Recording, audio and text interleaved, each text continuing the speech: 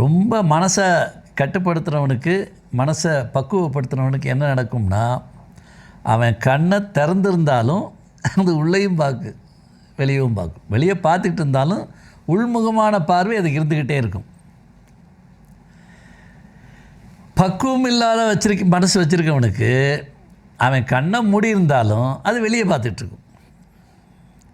அப்போ மனம் உள்ளே பார்க்குதுன்னா உள்ளே அழகாக படித்ததை நினைவுபடுத்தி பார்க்கணும், ரீசெட் பண்ணும், நல்லா ஆராய்ச்சி பண்ணும், இதை இப்படி பண்ணலான்னு சிந்திக்கும், அதெல்லாம் பண்ணும். எந்நேரமும் வெளியவே நினச்சிக்கிட்டு இருந்ததுன்னு சொன்னால் அதைத்தான் அந்த மனம் அலையிறது அப்படின்னு சொல்லுவாங்க. சரிங்களா? அப்போ வெளிப்பார்வை, உள்பார்வை, இதுதான் பேசிக்கு. இதை பற்றி நிறைய ஐயா சொல்லியிருக்கேன்.